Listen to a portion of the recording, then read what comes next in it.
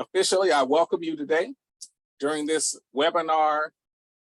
Prevention experts from Carnevale Associates, LLC, namely Josh Esrick and Emily Patton, will explore the data and research on the intersection of substance use and suicide and cover identified evidence-based substance use prevention practices that address the risk of suicide and potential opportunities for collaboration that exists between suicide prevention and substance misuse prevention professionals. Intersection of substance misuse and suicide refers to the relationship between these two significant issues and how they can interact with and influence each other. You see, substance misuse involves the harmful or excessive use of drugs or alcohol, leading to negative consequences on physical health, mental well-being, and social functioning of a person. And suicide, on the other hand, refers to the act of intentionally taking one's own life. There are several ways in which substance misuse and suicide intersect, because the use of certain substances, such as alcohol and drugs, can impair judgment, increase impulsivity, and lower inhibitions, making individuals more susceptible to suicidal thoughts and behaviors.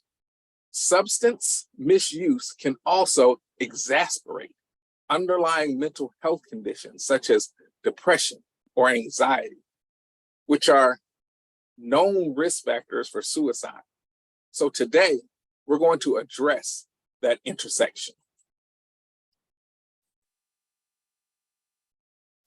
My name is Derek Newby. I represent the PTTC for the South-Southwest region here today, and we are bringing this event to you because it is of increasing interest that has been identified within our region, and we want to make sure that we always meet those needs.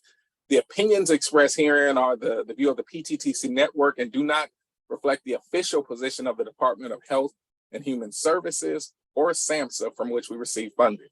No official support or endorsement of DHS or SAMHSA for the opinions that are described in this presentation are intended or should be inferred.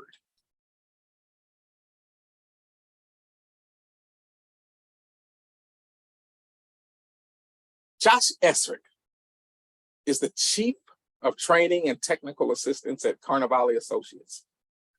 Mr. Esrick has over 10 years of experience researching, writing, evaluating, and presenting on substance use prevention and other behavioral health topics.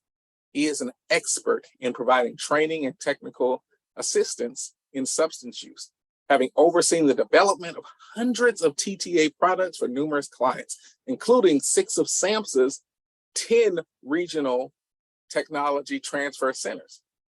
The PTTC network coordinating office, the Central East Addictions Technology Transfer Center, and Mental Health Technology Transfer Center, and SAMHSA Center for the application of prevention technologies. This co-facilitator for today is Emily Patton.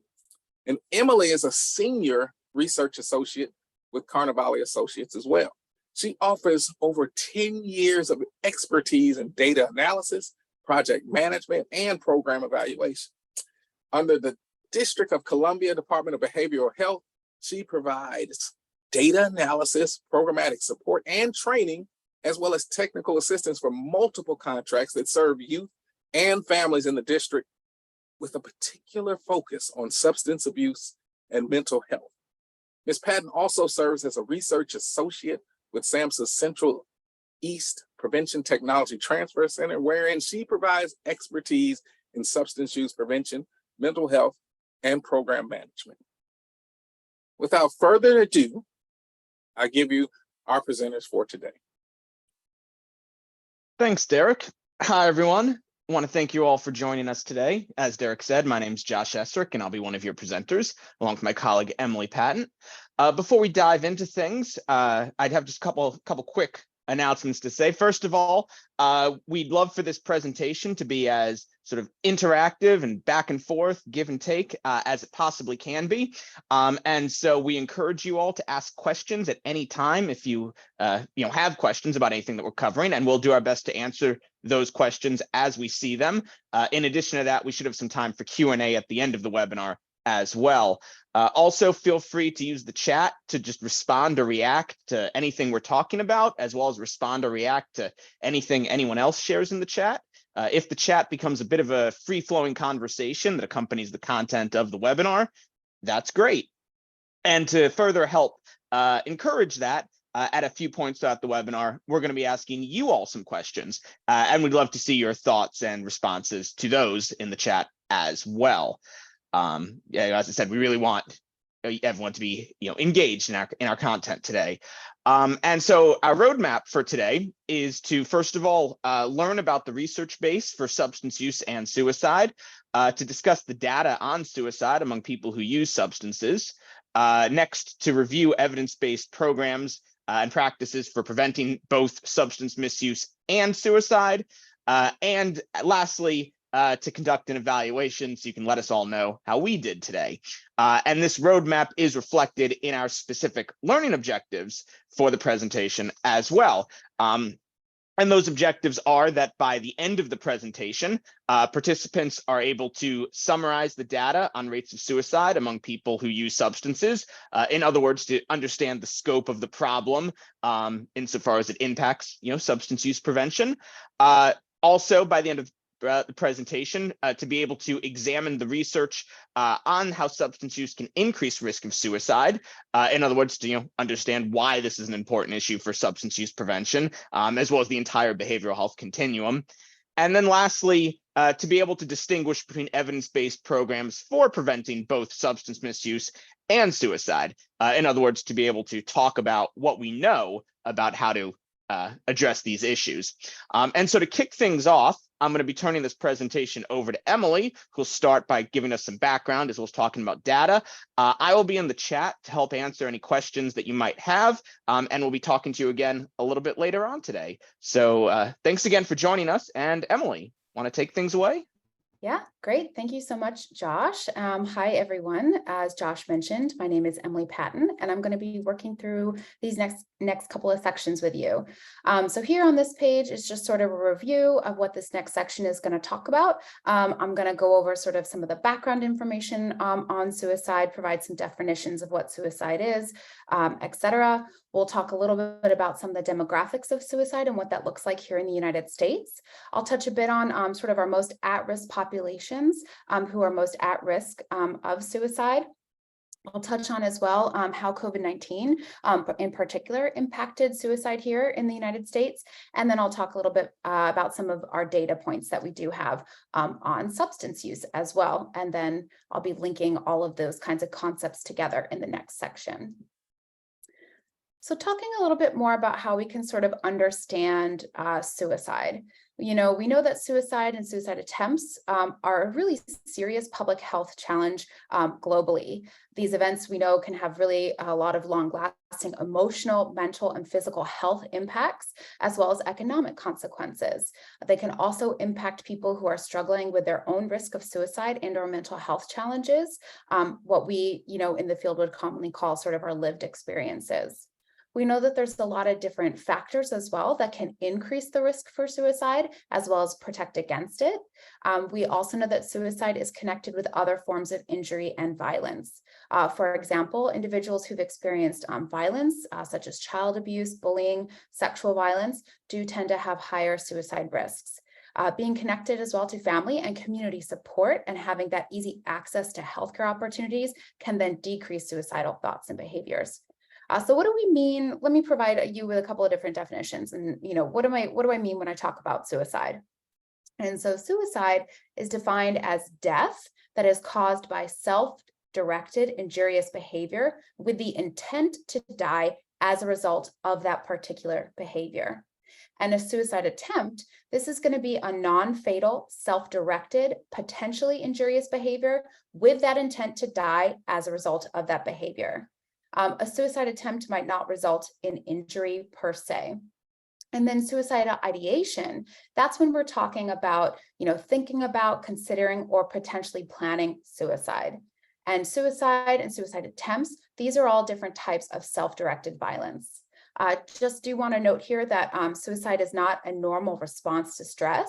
And so when we are coming across individuals who are having suicidal thoughts or actions, that's a sign of extreme distress, and that shouldn't be ignored. And we really want to get that person some additional help and support. So talking a little bit more about the background on suicide and some of the data points that we currently have. We know that suicide is one of the leading causes of death here in the United States. It's actually been in the top 12 causes of death every year since 1975. Suicide rates increased approximately 36% between the years of 2000 and 2021. And I have a chart later that'll kind of show you what that looks like. We also know that suicide has been responsible for just over 48,000 deaths in 2021, which is about 1 death every 11 minutes due to suicide. The number of people who are thinking about suicide, right, as well as suicide attempts, is even higher than the actual rate of individuals who commit suicide, who die by suicide. In 2021, there was an estimated 12.3 million American adults who seriously thought about suicide, so who had that suicidal ideation, and then 3.5 million went on to plan a suicide attempt, and then 1.7 million individuals then went on to attempt suicide. We know that suicide also affects people of all ages and different backgrounds. I'll touch on some of that data as well coming up. But just to kind of give you a briefer overview on this side, in 2021, we know that suicide was among the top 9 leading causes of death for individuals aged 10 to 64. And it's also the second leading cause of death in people aged 10 to 34, and the 5th in people aged 35 to 54. So suicide really contributes to a lot of premature mortality rates here in the United States, unfortunately. Just to give you a little bit more about some of the background on suicide, we know we have a couple of different estimates here, but our estimates tend to range from 1 in 9 to 1 in 25 suicide attempts are going to result in suicide. We know that they cause a ton of different issues, as I touched on earlier. People who attempt suicide but survive can experience serious injuries that can have long-term effects on their health overall. They can also experience depression as well as other serious mental health concerns. We know that suicide and suicide attempts also affect the well-being and the health of those around us, right? The people that we love, our friends, coworkers, as well as the community at large. So it really has a massive impact. It's not just one singular event occurring to one singular individual. When people are dying by suicide, their surviving family and friends can experience significant grief, prolonged grief, shock, anger, guilt, symptoms of depression or anxiety themselves, and even thoughts of suicide for themselves as well. We also know that suicide takes a large financial toll on society as well. In 2020, for example, suicide and non-fatal self-harm cost the United States over $500 billion when looking at medical costs, work loss costs, value of statistical life, and then quality of life costs. Again, this suicidal behavior also has far-reaching impacts. There were, just over 46,000 suicides among adults, particularly in 2021, but that's just the tip of the iceberg. For every suicide death in the United States, there were 3 hospitalizations for self-harm. There were 8 emergency department visits related to suicide, 38 self-reported suicide attempts in the last year, and then 265 people who seriously considered suicide in the past year. So just to kind of put that into comparison, right? It's not just that one suicide death, it's all the other impacts that can come from that as well. We also know, kind of going back to sort of hospital care and hospital costs, about 650,000 people are treated by hospital emergency departments each year after a suicide attempt. Youth and young adults, unfortunately, have particularly high rates of emergency department visits for self-harm. In 2020, emergency department visits for that age group of youth and young people, so those under the age of 18, were 354 per 100,000 people, compared with 129 per 100,000 people among middle-aged adults, those between the ages of 35 to 64. So more than double those rates. Additionally, there was an estimated 224,000 plus emergency department visits for self-harm among youth and young adults, where girls and young women particularly are at high risk. Their emergency department visit rate is approximately twice the emergency department visit rates among boys and young men of those similar age groups. So here is that chart I was kind of talking about a little bit earlier.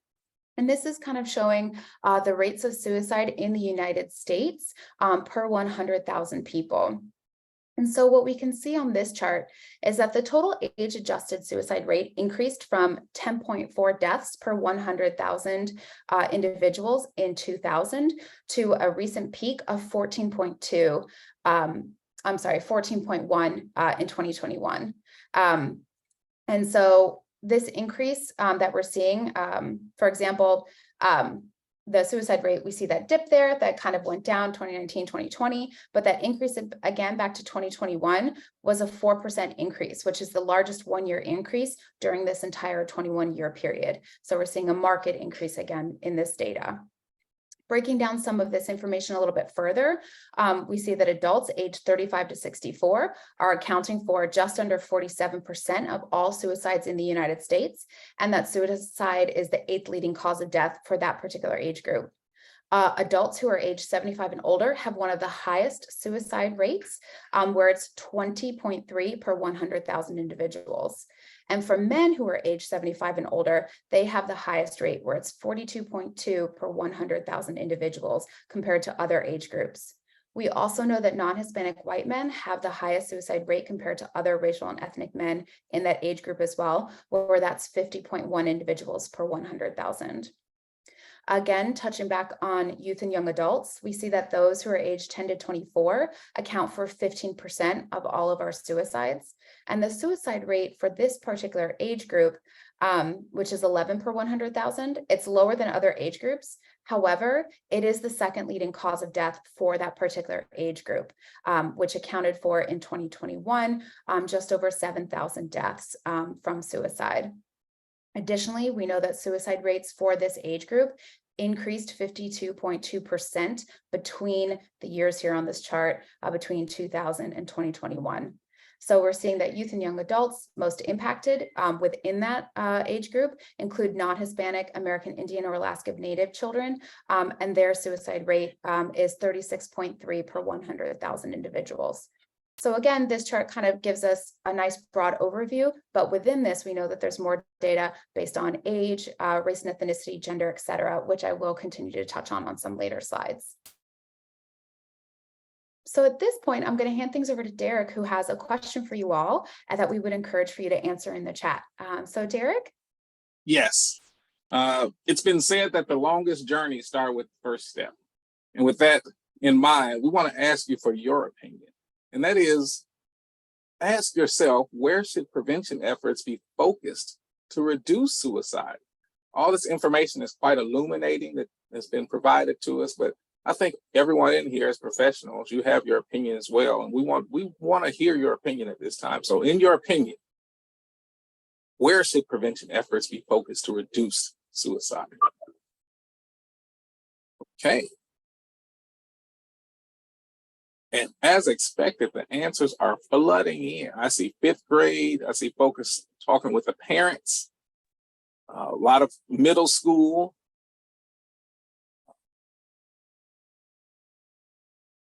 Affordable, accessible, and mental health care. Children's, teens, and adults. At elementary schools again. Okay, I see a lot talking about the schools. Social media, that's different. Focusing on primary care and starting with pediatrics. Okay, like so we're really from the very beginning. Homeschool. One person shared in preventing ACEs, those adverse childhood experiences. And more schools. as early as possible.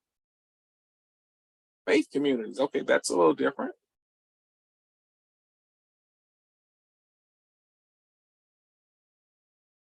There is no wrong answer. We really want to know because we understand that a lot of you come from different communities. So depending on the burden of the problem in your community, your opinion is right based on that. Okay, communities, workplaces, schools, churches, everywhere.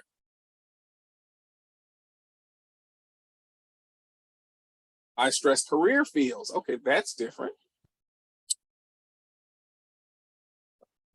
Okay, increase funds to families with children. And I got a thumbs up as well.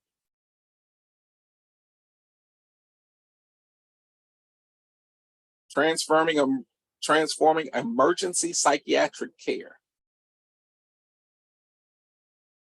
Looking with a lot of you are reverberating the responses of others. So I mean, I'm not going to read everyone's, but I do see some unique things that are popping up, and that's why I'm trying to pull those out.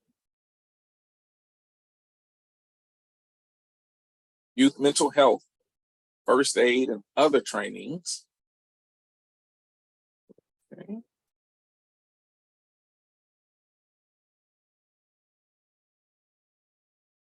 Did I miss anything? Josh, did you see anything unique that popped up as you scroll through these? It starts with policy and funding and universal health care, okay? Yeah, I'm seeing a lot of really great responses that definitely are going to touch on and get to the heart of some of the information I'll talk about sort of on these next couple slides when we look at the demographics of suicide and break that down a little bit further for you. When we're talking about young people, geographic location, I saw a couple people talking about rural communities and sort of that disproportionate risk that can happen there as well. Right? It's a couple of different things. It's all about setting as well and being able to actually get access to people who are most at risk. And Josh will talk about some of that programming and potential evidence-based research a little bit later in this presentation, but I think all of you are really getting to the heart of this. Construction and manufacturing, that's a great point. On my next slide, I provide a little bit of information about how we know suicide rates can differ based on the type of job that someone is in as well. So Derek, if you're okay with it, I'm happy to continue on with the presentation, and everyone is welcome to include more information in the chat as well. Absolutely. Thank you for sharing. Awesome. We're going to move forward. Yeah, thanks everyone. And this is wonderful participation. And I'm really glad to see just the wide range of responses here. Everyone, really kind of hit it on the nose about where sort of those impacts are and where the changes need to be occurring. So just kind of continuing on from part of this conversation, as we've touched on, we know that some groups unfortunately are going to have disproportionately high rates of suicide. They're more at risk for suicide. When looking at sort of our racial and ethnic groups with the highest rates of suicide in 2021, we're seeing those among non-Hispanic, American Indian, and Alaskan Native people, so among our indigenous communities, as well as non-Hispanic white people. Among our non-Hispanic indigenous communities, they experienced suicide rates at 28.1 per 100,000 people, and suicide was the 9th leading cause of death among that particular group of individuals. Our non-Hispanic whites, their suicide rate in 2021 was 17.4 per 100,000 individuals, and the non-Hispanic Native Hawaiian or other Pacific Islander had a suicide rate of 12.6. Between 2018 and 2021, our suicide rates significantly increased overall among non-Hispanic indigenous communities, non-Hispanic Black communities, and then it actually declined by 3.9% among non-Hispanic white people. When we're looking at gender, the suicide rate for males didn't change significantly from 2001 through 2006. It did experience a pretty big increase to 22.8 in 2018. We saw a decline in 2019 and 2020, so kind of mirroring what we saw on my data chart a couple slides ago. But then again, we're seeing an increase where it increased by 4% in 2021 and is now at a rate of 22.8 again. The suicide rate for females increased from 2001 through 2015. It didn't change significantly then for a while up through 2018. Had that sort of 2-year decline again that we saw, but then it again increased by 4% in 2021 and is now 5.7. So there is a pretty big difference between the suicide rate for males and for females, where in 2021 for males, 22.8, for females, 5.7. But again, the overall trend is we're seeing an increase after some stabilization and even some decreases. We know that the suicide rate for males is 3 to 4.5, 4.5 times the rate for females during this 21-year period of, this 20-year period of 2001 to 2021. We know that males make up about 50% of the population, but they do account for nearly 80% of suicides. We also know that suicides can vary pretty substantially across our geographic regions, so sort of what folks were talking about in the chat there. For example, suicide rates increase as population density decreases and an area becomes more rural. And we know that some of the issues in rural communities is getting access to that healthcare, among other issues and things like that.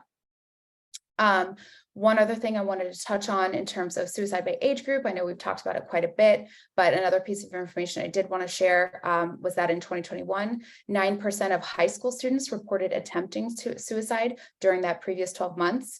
And our suicide attempts were reported most frequently among girls compared to boys by pretty significant differences, 12.4% versus 5.3%. And then among non-Hispanic Indigenous community members, where their rate was 20% for that age group of young people. And then again, like we talked about, there are disproportionately, based on jobs, for folks in the construction industry, they tend to have the highest rates of suicide and risk of suicide. Just briefly, I'll touch on sort of, what are the most common methods of suicide? What have we been seeing? In 2021, we see that firearms is, substantially the most used method of suicide, with over 26,000 deaths attributed to a firearm. They do tend to be overall the most common method of suicide, and they do account for over 50% of suicides. We do know that people who die by suicide who use a firearm are more likely to actually die because it is a more lethal weapon and method of suicide compared to other methods such as poisoning or suffocation, like we have listed here, or other sort of self-injurious behaviors. I'll talk a little bit now sort of about COVID-19, because we do see, in that data chart right around the pandemic, there was some dips, and it is going to be interesting to see as we continue to get more data over these next couple of years, how COVID really continued to impact more of us in the community, et cetera.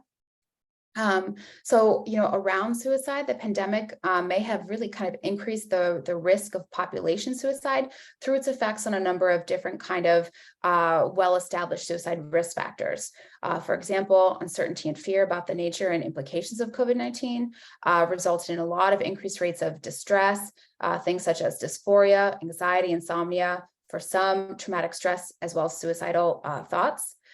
Early in the pandemic, there was a nationally represented sample of U.S. adults, which found that 21% of individuals who were sheltering in place reported that stress and worry about COVID-19 was having a major negative effect on their mental health, compared with 13% of those who were not sheltering in place. As the pandemic continued, the proportion of people who reported detrimental effects on their mental health continued to rise from 39% in May 2020 to 53% in July 2020. We know that there are several risk factors linked to the pandemic, which a lot of suicide experts view as threats that could potentially increase this suicide risk during this period of time. And that included, social feelings of social disconnectedness, loneliness, diminished social support, fears about or realizing, job or financial losses, remote work in school. So that sort of disruption in our social, academic, and our basic structures in daily life were severely impacted. Loss of loved ones, loss of anticipated milestones in life, as well as increased alcohol consumption, and then the increased availability of lethal means such as firearms, opioids, and other toxic substances, especially when we had more time at home sheltering in place. All of those are increased risk factors for suicide. And then just kind of expanding on that just a little bit more, of particular concern here in the United States, firearm purchases increased by 85% during March 2020. So at the start of the pandemic, compared with other previous years in March. And as I touched on the previous slide, that is the most lethal and the most common way that an individual unfortunately dies by suicide. We saw also in the pandemic an increase in our youth suicide rates. So compared with our pre-pandemic suicide deaths, more suicides during COVID-19 occurred among young males. So our preteens aged 5 to 12 years, young adults, so those who are aged 18 to 24, among our non-Hispanic Indigenous communities, and then our non-Hispanic Black youth as well. Suicide rates during the pandemic were also higher than expected among non-Hispanic Asian Pacific Islander females and non-Hispanic white males aged 5 to 12 years. So we're seeing sort of differences in our youth and the different sort of gender and racial and ethnic differences in our youth compared to prior years as well. We also know that the pandemic, reduced access to certain mental health services because folks were sheltering in place and couldn't access medical care in the same way that they always had. I will say one of the benefits that did kind of come out of this is more of the use of telehealth and telemedicine practices, which once capacity was sort of built, that helped increase access to healthcare. But, in that first year, and we continue to see some lags in that as well. Access was definitely affected. And then we also know long COVID can potentially increase suicide links and risks because of some of the health effects, sort of the ongoing chronic illness and pain that can be associated with long COVID, which chronic pain is a risk factor for suicide. Emily, do you have a chance to answer a quick question from the chat, which is, does poisoning include intentional overdoses? Yes, we will touch on that a little bit later. Okay. It sort of depends on which data set that you're looking at, but poisoning can include intentional overdoses. Again, some of it is also going to depend on sort of how a coroner is going to assign whether or not suicide is the cause of that. And it also depends on the type of substances that are tested for. But yes, it can include that. Thank you for that question. And also, are IHS stats counted in these stats? I'm not sure which IHS you mean. So if you want to, Carlos, if you want to put that abbreviation in there, a lot of this. Sorry, Emily, it's the Indian Health Service. So no, this data, I believe, all comes from the CDC, which would include reporting from tribes and tribal organizations. It may or may not be exactly identical to data that comes from the Indian Health Service, though, depending on how they're collecting it. But it does include those populations just as reported to the CDC. Perfect. Thank you, Josh. Appreciate it. Yep. And hopefully that answers the question. Great. Thank you, Carlos. So I'll just briefly touch on now sort of the social determinants of health. I saw that someone in our previous question had talked about the social determinants of health. So just a really kind of brief overview. Josh and I have done multiple presentations about the social determinants of health, which you can find online as well if you want to do a deeper dive. But, like I've kind of been talking about and building on, we know that suicide and suicidal behavior are influenced by negative conditions in which people live, play, work, and learn. And these conditions, those collective set of conditions are what we call the social determinants of health. And they can include some of those negative parts and conditions around the social determinants of health, can include racism and discrimination in our society, economic hardship, such as high unemployment, poverty, limited affordable housing, safe housing, lack of having educational opportunities, barriers to physical and mental health care access, among several others. Additional factors that can increase our suicide risk include relationship problems or feeling a lack of connectedness to others, kind of like what I talked about, talking about COVID, and then having easy access to lethal means among people at risk, such as having access to guns. Again, experiencing violence, such as child abuse, neglect, ACEs, which we talked about, those adverse childhood experiences, bullying, and then also serious health conditions, chronic pain, certain cancers, other things like that. We know that some groups are going to experience more negative conditions or factors compared to others, and that those are those factors that are related to suicide. Anyone can experience suicide risk, but some of those populations experience more negative social conditions and other factors that I talked about, and that they are going to have higher rates of suicide or suicide attempts compared to the rest of the US general population. And so the excess burden of suicide in some populations, right, this is what we call our health disparities. Examples of groups experiencing sort of these suicide health disparities include folks such as veterans, again, folks who live in rural areas like we've touched on, sexual and gender minorities, so folks in the LGBTQIA plus communities, middle-aged adults, people of color, as well as tribal and our indigenous populations as well. And so it's really important to address or really work hard to try and address a lot of these negative conditions and factors so that we can help prevent suicide and suicide attempts and really work to sort of reduce these disparities within some of our most vulnerable populations and groups.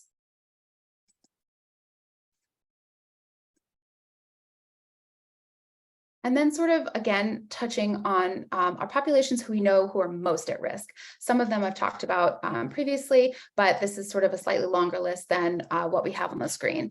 But we know that our populations who are most at risk of suicide includes individuals who have attempted suicide previously, individuals who are experiencing chronic pain, our indigenous communities, individuals who have lost someone to suicide. Again, like I talked about before, suicide isn't just in a bubble of one individual. It has rippling effects out to the larger community as well. We also know folks who are in the justice and child welfare settings, so folks who may be experiencing ACEs, individuals who are participating in non-suicidal self-injury. We know members of the armed forces as well as veterans. For example, veterans have an adjusted suicide rate that is 57.3 times greater than the non-veteran US adult population. And veterans account for about just under 14% of suicide among adults in the United States. Again, like I touched on before, members of the LGBTQIA plus community, research shows us that unfortunately high school students who identify as sexual minorities have higher rates of suicide attempts compared to heterosexual students. In 2021, more than a quarter of high school students who identified as lesbian, gay, or bisexual reported attempting suicide within that prior 12 months, and that this rate was unfortunately 5 times higher than the rate reported among their heterosexual student counterparts. We also know that men in midlife and older men, like I touched on a little bit earlier, especially men who are 75 plus, have that really sort of highest rate of suicide risk and attempt. And then also individuals who have mental health and or substance use disorders. So on that note, I'll kind of turn us more over to talking a little bit about prevalence of substance use, and then we'll sort of begin to sort of link these concepts together. So just kind of quickly going through some of the prevalence of substance use here in the United States.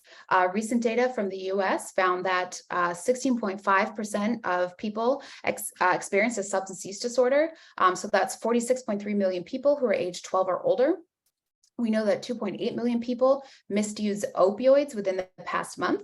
This was most commonly prescription pain relievers, either on their own or in conjunction with heroin.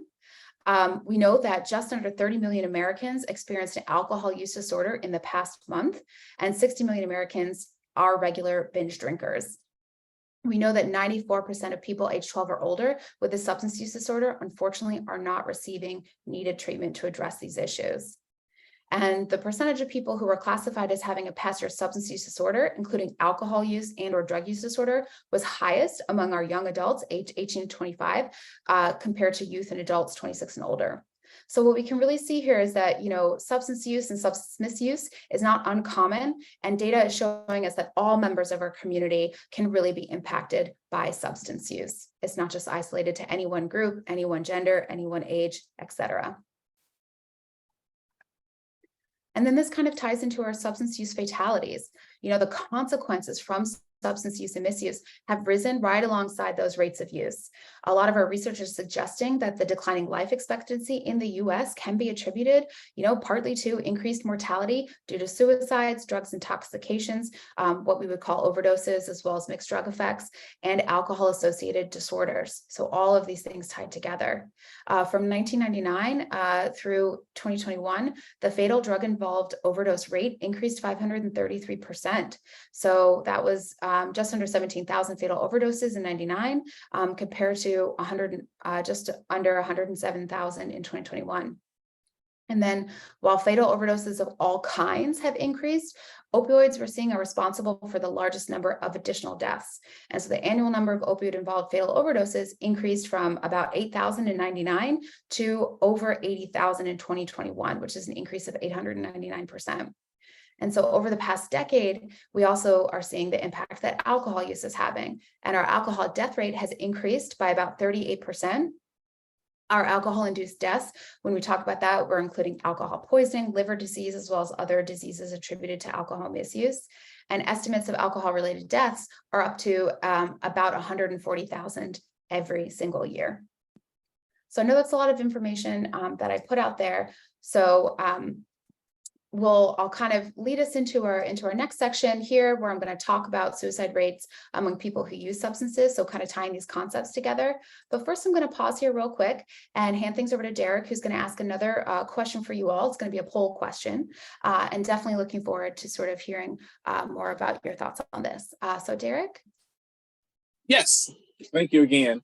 And that is a lot of information, Emily. We really appreciate you for doing the research and bringing that to us. And you answered a lot of questions just that were being even asked in the chat as you delivered that information to us. But we want to ask now for your opinion, all of you here today that are with us. In your opinion, what substances are most commonly linked to suicide attempts?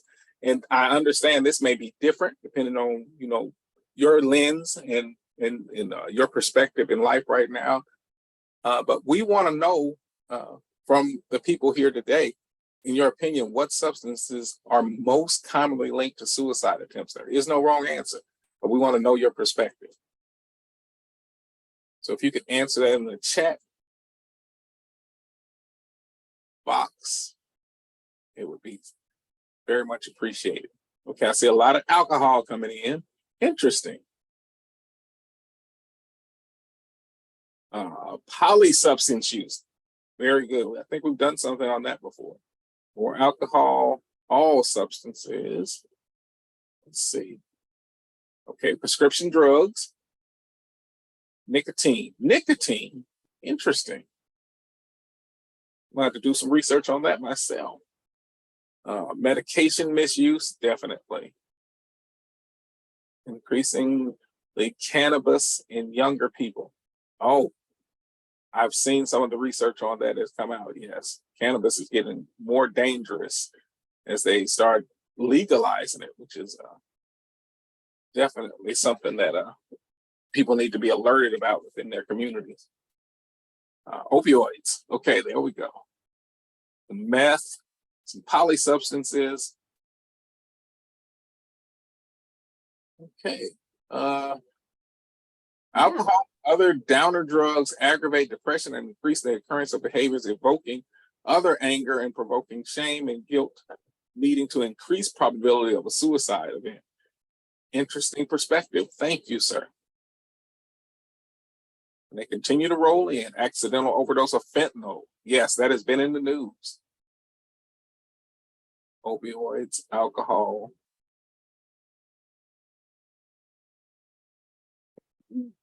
Looks like we covered just about everything. So in some way, shape, or form, everyone around. Okay, that's unique. Someone said sugar. And then over-the-counter pain medication. So we have the whole gambit here. And thank you for sharing your opinions with us. I can honestly say that as an open-minded person, I accept each and every one of these with the fact that this is truly something that you've seen linked to suicide attempts within your area. Yeah, absolutely. I just want to definitely second that. And a lot of you have really sort of hit the nail on the head with what I'll be talking about these next couple of slides. Did want to also note, when it comes to fentanyl, we're seeing that is definitely affecting the lethality of so how lethal, when it's combined with opioids or other sort of substances, it can have an impact on the lethality. I'm not familiar if it's actually linked necessarily to suicide attempts, but if someone is using an opioid or misusing an opioid and it contains fentanyl, it can, definitely impact the loss of life potentially there. So I'll just continue on and sort of talk more about these links between suicide and substance use. We know that there's a lot of factors that influence suicidal behaviors and substance use, but especially alcohol use is really kind of a significant factor that is linked to a substantial number of suicides and suicide attempts.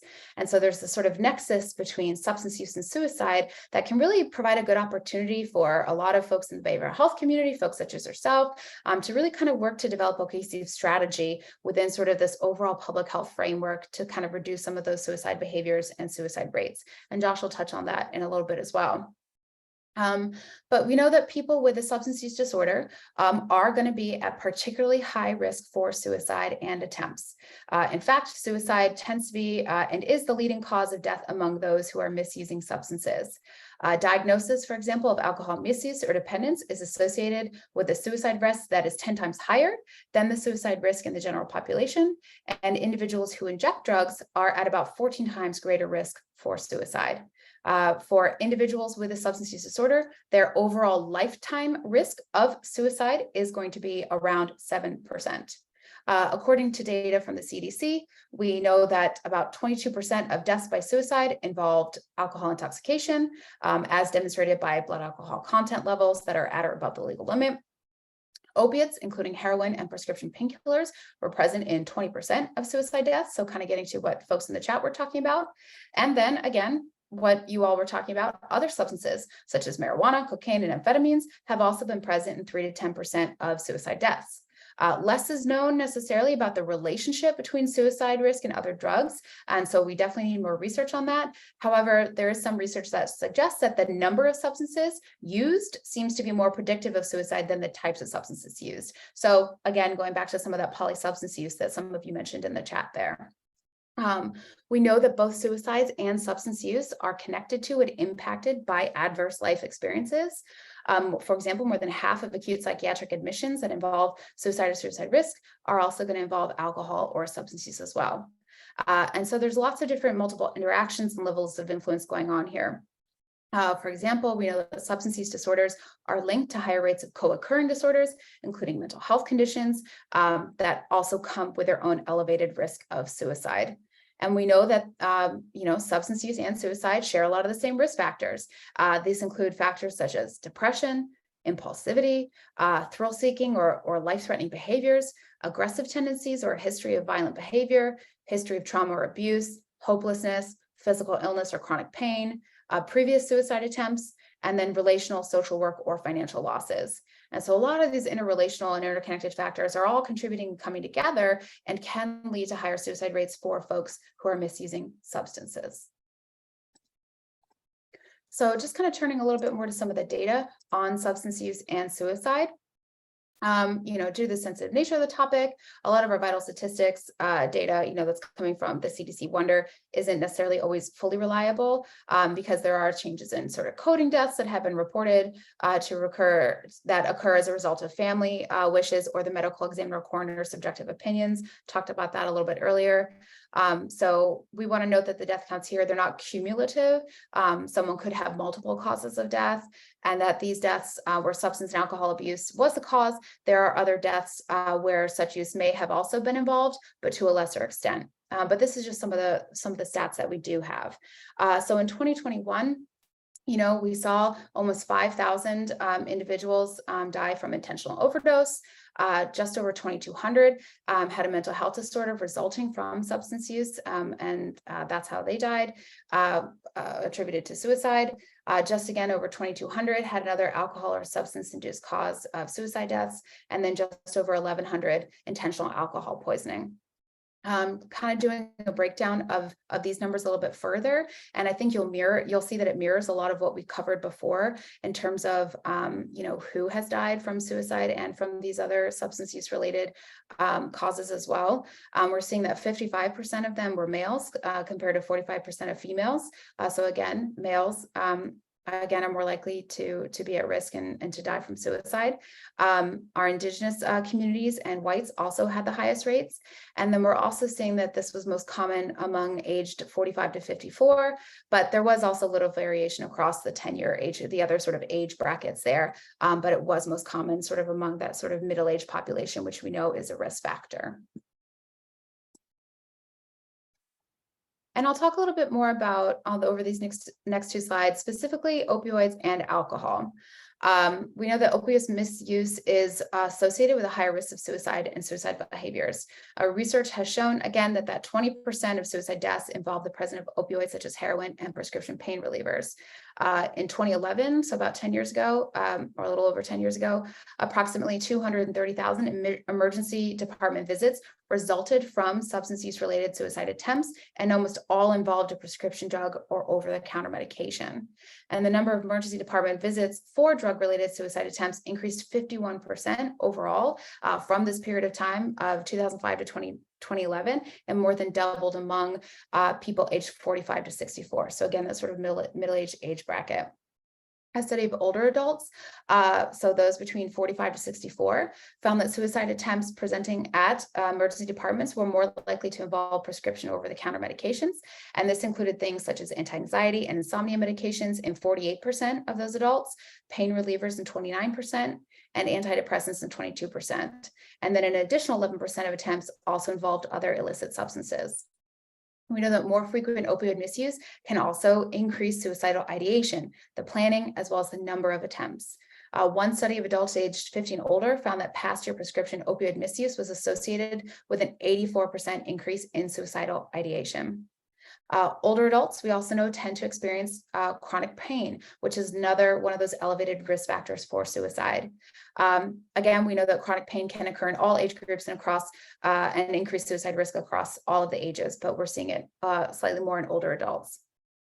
One study that looked at sort of cause of death among individuals who died from suicide found that those who reported chronic pain were significantly more likely to be testing positive for opiates than those who did not report such pain, about 52% versus about 19%.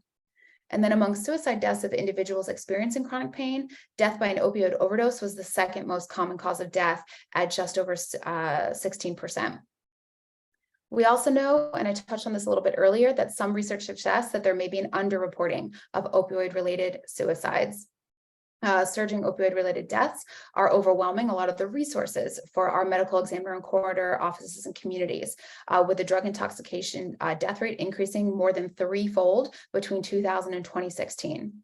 And so our rates of suicide may be higher than currently reported due to underreporting of suicide as a cause of death when opioids or other substances are present. These types of deaths can be underreported due to the manner of death determinations made by our medical examiners and our coroners.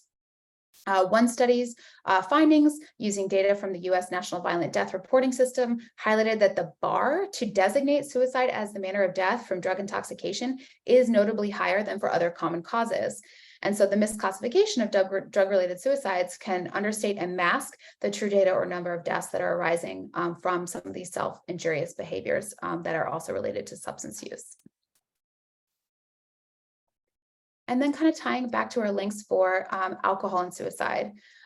We know that alcohol is closely associated with suicide and is commonly consumed prior to a suicide event.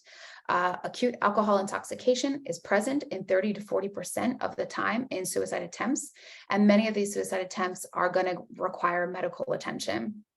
A national sample of suicides from 2013 found that 37% of men and 29% of women tested positive for blood alcohol levels. We know that heavy alcohol drinkers have a 5 to 10 times higher risk of suicide compared to social drinkers, and individuals who abuse alcohol have a lifetime risk of suicide ranging from 10 to 15%. And this is 4.8 to 6.5 times greater risk compared to someone who does not have a substance use disorder. We also know that about 40% of individuals who seek treatment for alcohol misuse report that they had at least one suicide attempt in their lifetime, with impulsive suicide attempts common in those with alcohol use disorder. We know that alcohol use can cause disinhibition and make someone want to increase their risks or take more risk-taking behaviors, and that alcohol can really kind of lower that judgment threshold a little bit. We know that because we know that alcohol can impair the brain and the body in a lot of different ways, which can then lead to this sort of larger overall risk of suicide. Alcohol can increase our psychological distress, increase our aggressiveness. It can really kind of, unfortunately, provide that motivation to turn our suicidal ideation into action. It can promote these risky behaviors. It can create feelings of dysphoria, and then it can continue to exacerbate mental health issues, which we also know is a substance use and suicide risk factor as well. It also hampers our cognitive abilities, such as the capability to use reason or to engage in those coping strategies that someone may have been working on. And so when looking at alcohol consumption, a lot of our population-based studies have shown that alcohol prevention is also suicide prevention. A study coming from our neighbors from the north in Canada showed that as alcohol consumption in a population rises, the suicide rate also rises by between 11 and 39%, suggesting, that a population's level of alcohol use may be correlated with the suicide rate. So here in the United States, the density of both on and off-premise alcohol outlets in a county is also associated positively with alcohol-related suicide. So we're seeing all of these factors kind of coming together and influencing an individual's overall risk for suicide. So I know that was a lot of data about, what is suicide? What are our rates of suicide? What does substance use look like in this country? Who are these things most impacting, et cetera? But did want to sort of end my portion on a positive note and know that Josh is going to be coming in here and talking about what are some ways that we can positively impact the community, reduce these rates, and hopefully help some folks out. So at this time, thank you so much. And I'm going to hand things over to Josh, who's going to go through this next section for us. So Josh. Yeah, thanks, Emily. Hi again, everyone.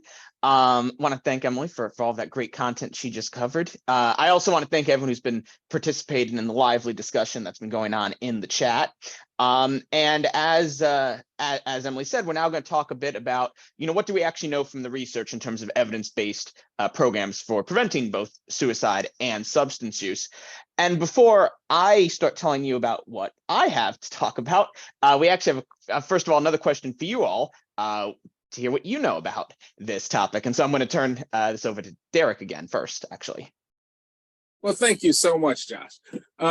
With very little delay, I just want to ask everyone, as we learn from each other as adults and professionals, what evidence-based programs or practices have you used in your efforts to reduce suicide and substance misuse? And if you could put those in the chat for me, we want to sort of like build a little information database and see what's out there and what's being used. And then we're going to move on and let Josh talk about some of the ones that have been proven to be effective. So, hey, assist is coming in. I've seen that before. Depending on what state you're in, there may be different things that you're using. PACS, QPR, just like Chinese, there are some of these acronyms I do not understand. So if you don't mind, that other than acronyms, if y'all could spell it out for me, it would be very helpful to me and hopefully to other people too from different places. So, okay, first aid, mental health, good, life skills. Yeah, and Derek, I'll say, I believe QPR is the question, persuade, refer. Thank you, Josh. Yeah. You were right. You get your credit card this year, sir.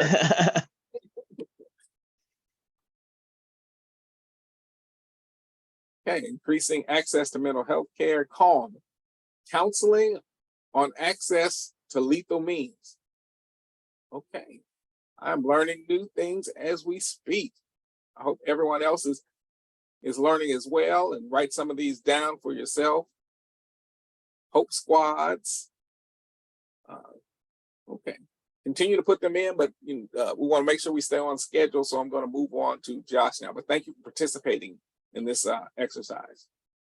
Yeah, thanks, Derek. And yeah, thank you everyone for all the great participation in the chat, both now and throughout the presentation.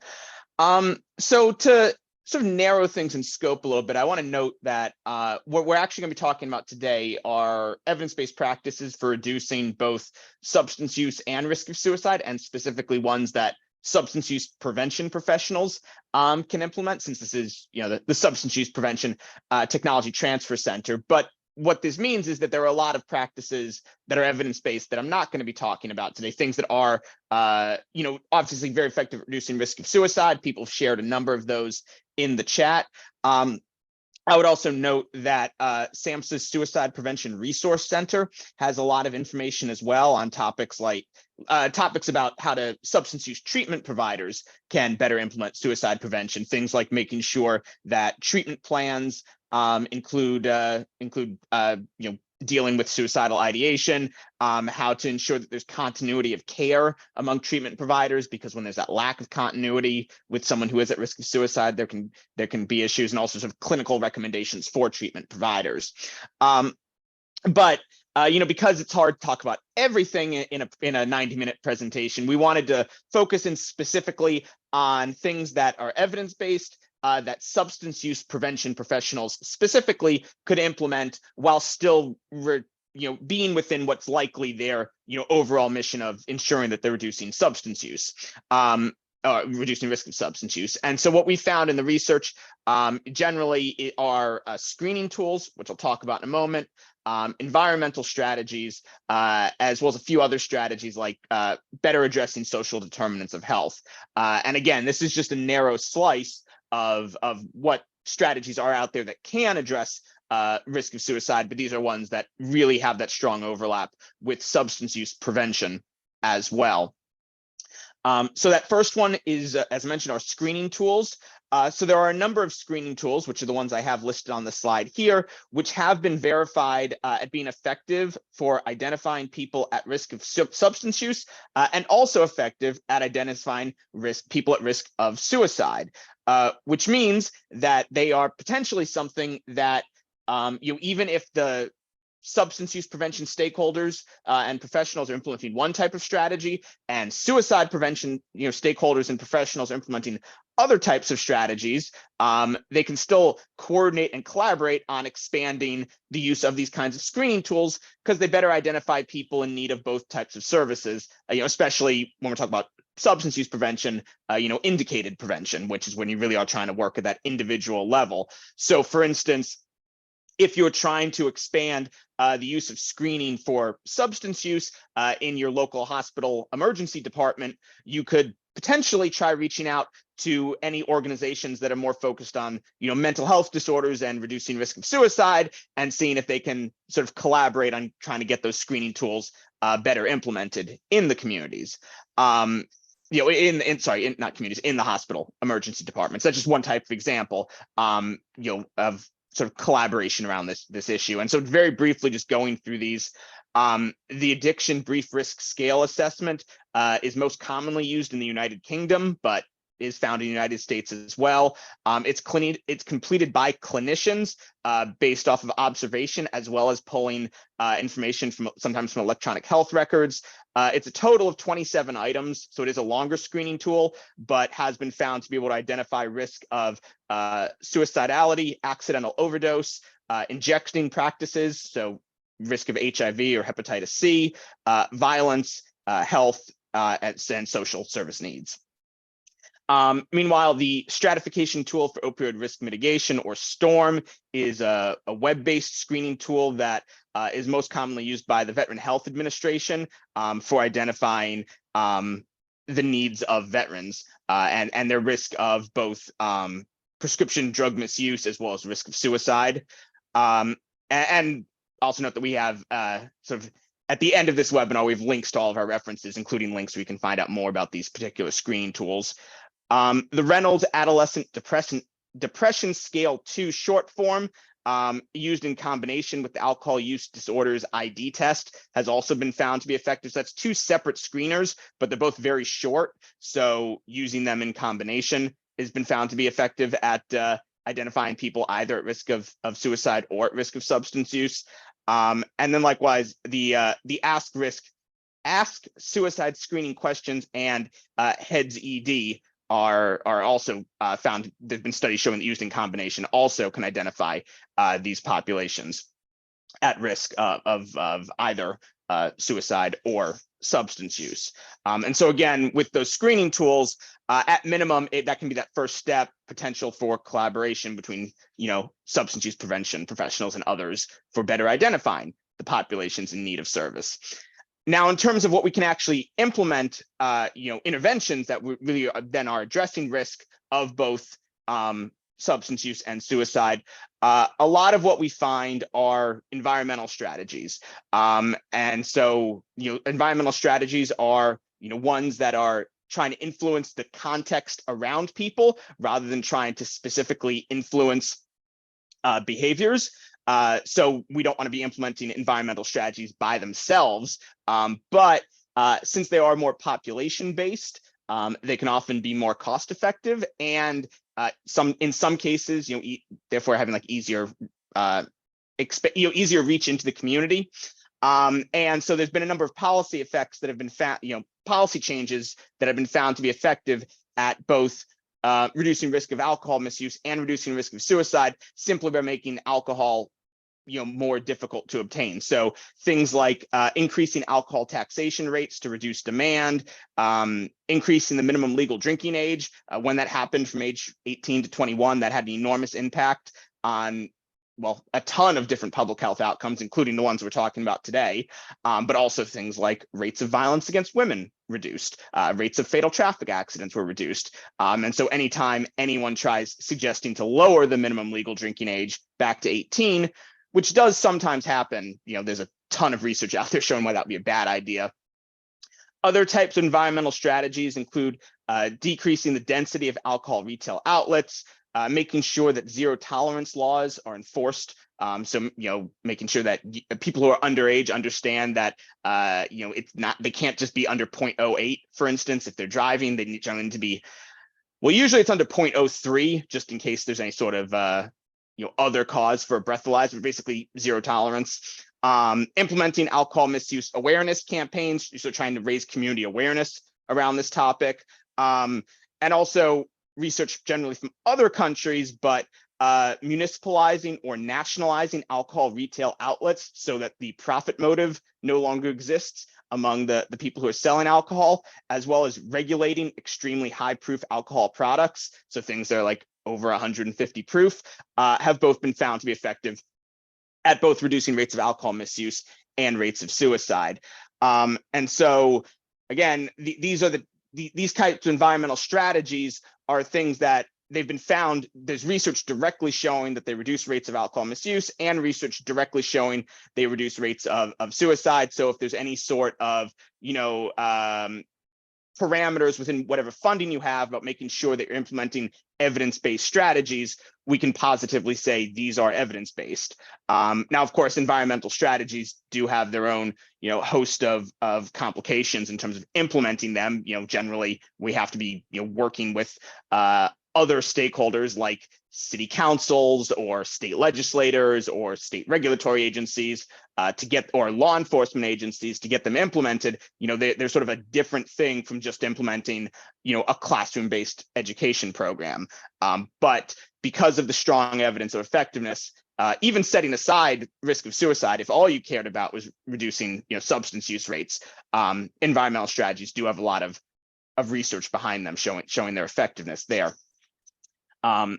Also, I want to note that on this slide, you can see this image, Focus on Prevention. This was a guide created by SAMHSA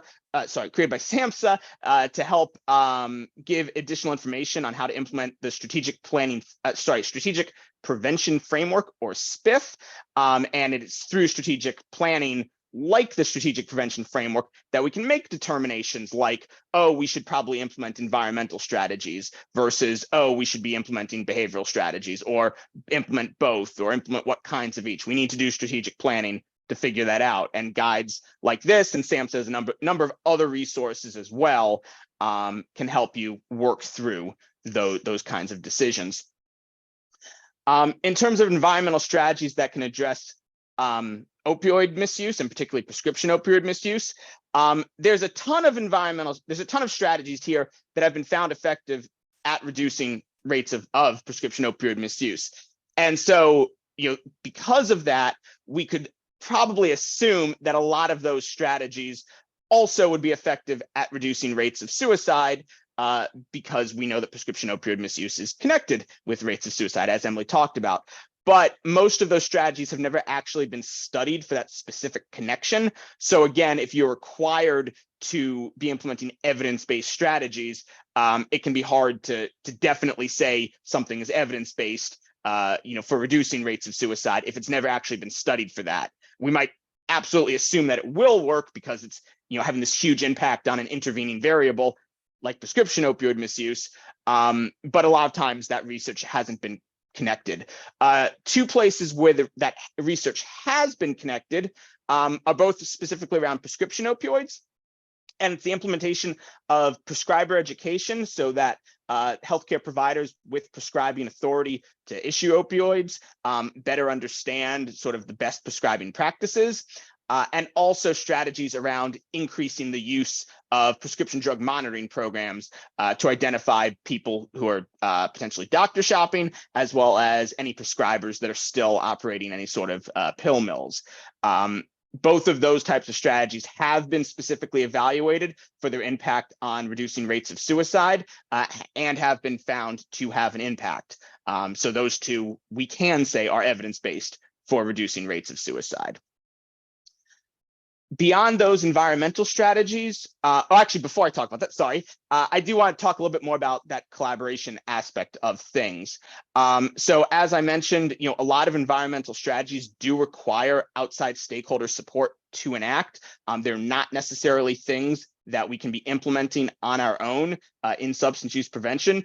And so that's why it's generally important that we need to find things that are mutually beneficial to the goals of other stakeholders. And so, for instance, if you are concerned about, substance misuse in your community and also suicide rates in your community, those environmental strategies I just talked about, you could reach out to any other stakeholders that, care about risk of suicide in the community, even if they don't care about substance misuse necessarily, because it might have an impact on the issues, they most care about. And there might be other stakeholders too. With some of those alcohol environmental strategies, you might have stakeholders that are just concerned about rates of driving under the influence in the community. A lot of those strategies have been evaluated being effective at reducing rates of that as well. So they can be potential partners in trying to implement environmental strategies. The point is, whenever we're trying to implement these broader changes, and it can seem like a really heavy lift, especially if you're part of a smaller organization, even just a coalition, it's important to remember that generally you're not alone. Someone else wants to implement these strategies as well, and so we can figure out a way to work together to accomplish them. And the image on this slide here is another SAMHSA guide, which focuses on that aspect of building up collaboration and community engagement to make sure that we are implementing the most appropriate strategies for the community and the stakeholders within it. This particular guide presents what we know about community engagement from research studies. It reports on common community engagement activities and outcomes, and also discusses practical considerations drawn from on-the-ground experience regarding how to participate effectively in community engagement. So it can provide hopefully some additional helpful tips and tricks. And then the last sort of aspect of things I want to talk about in terms of strategies are the social determinants of health. So Emily talked about these earlier, the 5 big domains that sort of are the really big context around us that influence our lives in so many different ways, and our health outcomes, not just substance use outcomes, not just suicide related outcomes, not just behavioral outcomes in general, but all health outcomes. Thinking about something like, if you don't have any healthcare providers that speak the same language as you, that live within 20 miles of you, or those are just random stats I made up, but like if you don't have access to healthcare providers that know how to serve you, or if you don't have access to a high quality education, or if you deal with a lot of economic instability, and there's so many others. These types of factors have a huge impact on our lives. And there's a lot of research and growing research showing direct connections between these determinants and rates of substance misuse and rates of other behavioral health disorders and risk of suicide. And it's important to note that just in general, we want to be addressing these determinants of health because a lot of times there are racial and health inequities in the social determinants of health, and that's a big cause of the health disparities that we end up seeing down the road. If some populations have less access to high quality healthcare than other populations, you'd expect there to be a disparity that eventually rises in the health outcomes. So we want to be addressing these social determinants of health no matter what. When we're addressing these social determinants of it, when we're trying to address these social determinants of health, we need to figure out what is it we can do that addresses both risk of substance use and risk of suicide, or whatever other topics we're concerned about. But obviously, for today's presentation, those are the two we're talking about. And that can be a lot of work to figure out what are the evidence-based effective strategies that we can implement. And sometimes we won't necessarily find one that has been evaluated for both of these topics yet. And so sometimes when we are trying to deal with the social determinants of health, it can be harder to say, yes, this is evidence-based for sure yet, but there is a lot of research suggesting that there are all these connections. For instance, all of these different social determinants of health have been found linked to, rates of stress, anxiety, depression, and trauma. And those, of course, are major risk factors for all sorts of behavioral health disorders. And so that's why we know they're things we want to address. But the point is, if you have funders requiring that whatever you do is evidence-based, it can be harder to make the case to directly address these social determinants of health. But if there's any way to do so, you really do want to think about what it is you can do in terms of, helping promote supportive employment, or helping to ensure more people get enrolled in health insurance, or helping to improve school climate and making schools safer. There's a lot of information out there, especially through the U.S. Department of Health and Human Services Healthy People 2030 website, as to ways to better address those social determinants of health. I didn't have any slides on these, but also I did want to note that, a lot of the other things that people mentioned in response to Derek's question, things like addressing ACEs, we definitely want to address ACEs. There's a ton of research showing that ACEs and things like ACEs have a huge impact on, behavioral health outcomes and just health outcomes in general, long term. And there are a number of evidence-based strategies for addressing them, for trying to reduce rates of substance use, for instance. The issue, though, is, again, if we're trying to address both suicide and substance use, what I haven't really seen is specific strategies that have been evaluated for having an impact on both of those outcomes. That's always the trick, right? That there's a lot of times things that we assume are correct, and they probably are, but sometimes there hasn't actually been research done yet. It's sort of the evergreen problem of just, well, the social sciences in general, is that we're always waiting for more research to be conducted. And when research does come out, it's not always widely disseminated. So I also want to shout out everyone in the chat who has been sharing links and resources, because all of those likely are going to be helpful for folks as well as the resources that we've provided. So I want to encourage everyone to continue sharing those.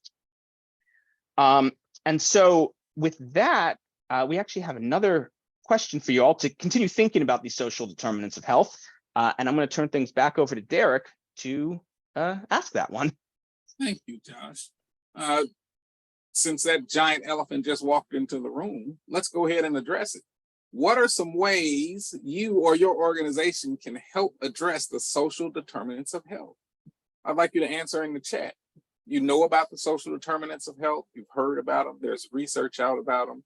But what are some ways you or your organization can help address the social determinants of health? If you could just put that into the chat. You're already doing some things, that's wonderful. Or if it's just some things that you have in your mind that you could be doing, or your organization could be doing, please share those with us as well. Okay, connecting with clients, trainings, community events, coalition work, identifying the needs, stigma training. Wow, there are so many different ideas that are coming on how to deal with the social determinants of health. Thank you so much. This is not only motivational, it is inspirational. That so many of you are thinking about these things and are working to address them within your communities. Build hobbies and skills, collaborating with community stakeholders. I see outreach with resources for the community, partner with community groups, faith groups, and prevention training. Ensuring the outreach reaches individuals of all socioeconomic backgrounds. Excellent. Okay, we got a case, right? We are working on 100% community initiatives which address things like access to mental and behavioral health, along with food and shelter and transportation and jobs training. Now that's a holistic approach if I've ever heard one. With that said, I'm going to put it back in the hands of Josh to keep us on schedule. Thanks, Derek, and thanks everyone for all those great responses in there. It's really great, yeah, really inspiring, like Derek said, to see them all.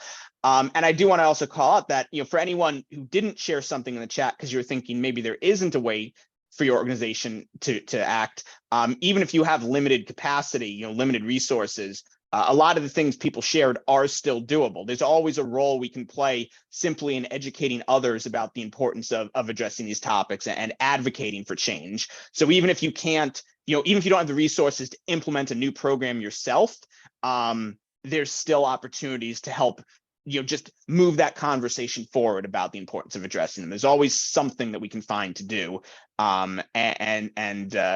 Just, always remember that and think about what the options are there. So the next slide I have is just mentioning some other opportunities that can exist for collaboration as we're trying to better address these topics.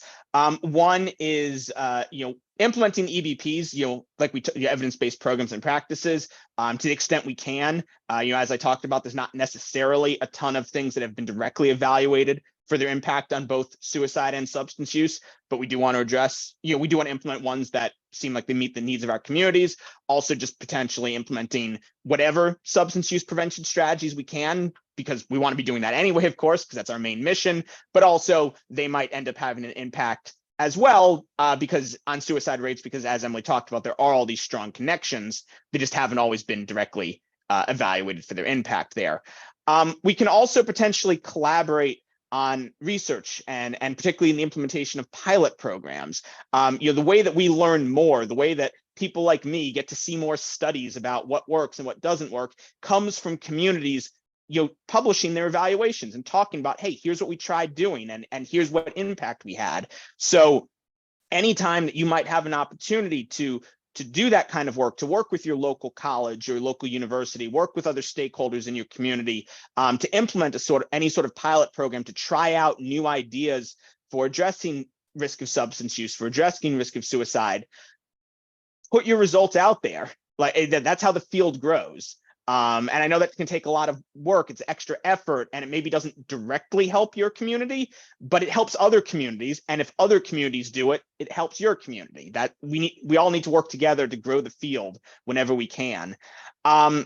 Also, speaking just specifically of your own community, we can always collaborate with other stakeholders just on doing needs assessments. Like even if we end up doing different strategies for dealing with our own separate issues, all behavioral health stakeholders can work together on these kinds of assessments to figure out what the needs of the community are. And at times it makes sense to, a hospital system, for instance, maybe doesn't want to share their data with every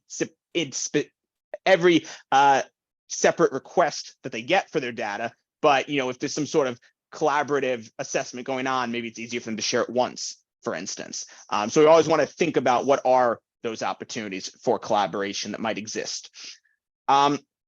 So in conclusion, as we talked about today, suicide and substance misuse is a major public health concern, as Emily talked about, going through the data there.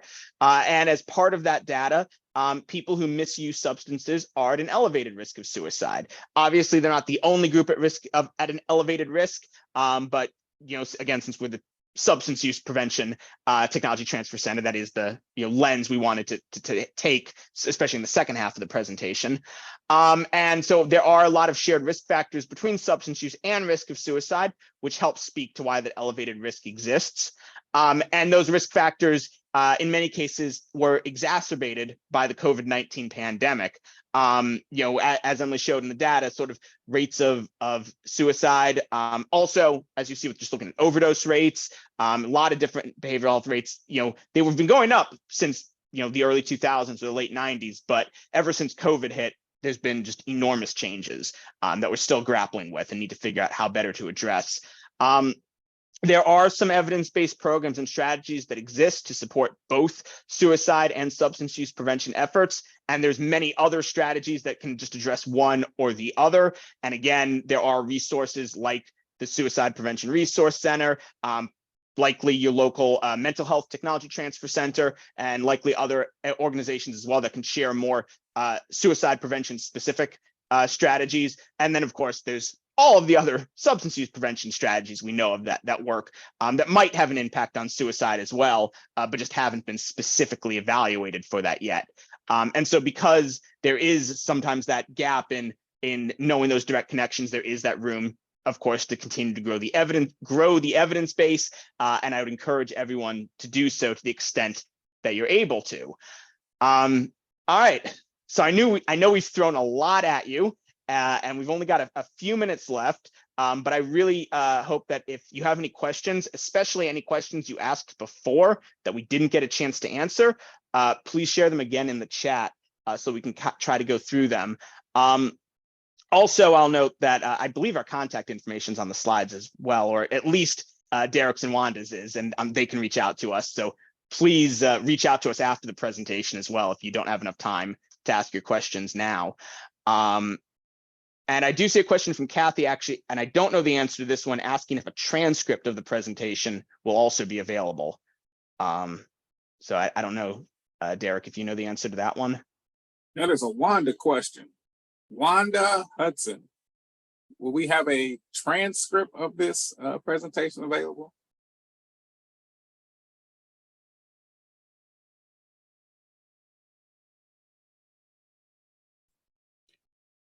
You have to unmute. I'm not sure if we will have a script in the sense of a script that accompanies, but we can do closed captioning on this. I can record the transcript off. What's that? I can record the transcript at the end of this program. Okay. All right. Thank you, Richard. Okay, So yes, that's a yes. How do I get credit for this training? And that is simple. All you have to do is complete your evaluation at the end, which is going to be our next slide. When you complete your evaluation, then a certificate link will be sent to you by next week, and you'll be able to click on that and get your certificate. Any other questions?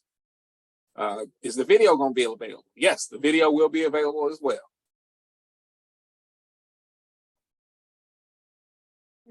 So I do see a question about the rate of suicide. I know Emily can speak more to this as well, but I know a large part of it is that when it comes to the suicide attempts, men often pick more lethal means, so they have a higher rate of attempts that translate to deaths. Excellent. Hi, Josh. Yeah, that's correct. Yeah. Okay. It ain't over till the paperwork done. So at this point, I'm going to ask you, those of you who can, if you have your smartphones with you, to go ahead and click on the QR code and complete the feedback survey. The link will also be placed in the chat if that'll be easier for you to click on the link in the chat. And if either of those don't work for you, when you sign off, you will get a pop-up. Accept that pop-up and that will take you to the survey as well. You don't have to do the survey twice, but we definitely need to do at least once because we want to make sure that we know who all was here, how well we did, and also how to get you your certificate of participation for today.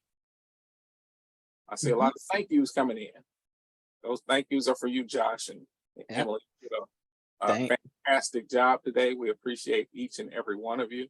Shout out to my team, Richard and Lori and Wanda for the support today and providing this excellent presentation.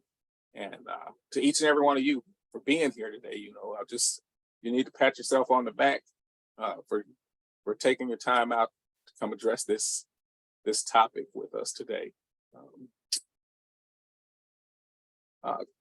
Addressing the intersection of substance misuse and suicide requires a comprehensive approach, and it includes prevention efforts, early identification and intervention, and accessible mental health services and effective substance misuse treatment. It is essential to raise awareness, reduce stigma, and provide support to individuals struggling with substance misuse and suicidal ideation or behaviors.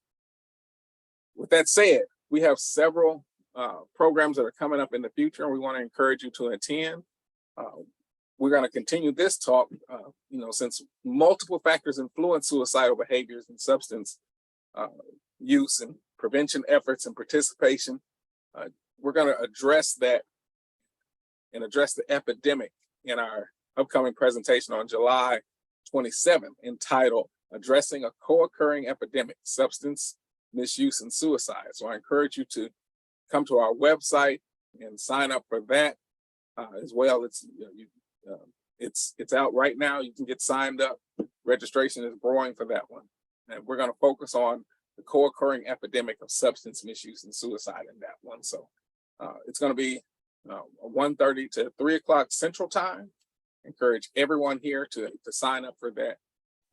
It's going to be a great time. We also have an upcoming presentation that's going to be on ACEs, and that was talked about a little bit here today too. So if you find it difficult to talk with family and communities about adverse childhood experiences and that study and its relationship with substance misuse, come to our program. We're going to begin with highlighting the awareness of toxic stress and its impact on childhood development. This workshop is going to use a strength-based approach and a trauma-informed lens to focus on positive childhood experiences, as well as building resilience. And that's going to be on Thursday, July 13th. So July is going to be a busy month. We encourage you to come to our website, sign up, just like you did for this program, and attend as well. And that's going to be from 11:30 to 1 o'clock. So with that said, you will receive a copy of this slide deck. The references are going to be in that slide deck as well. You'll be able to have access to everything that you saw here today. If you have any further questions, please contact me. I'm Derek Newby again. I'm the TTA specialist with the South Southwest PTTC Region 6. Come to our website, South Southwest PTTC. Join our mailing list and enjoy some of the products and resources that we have available for you on our website.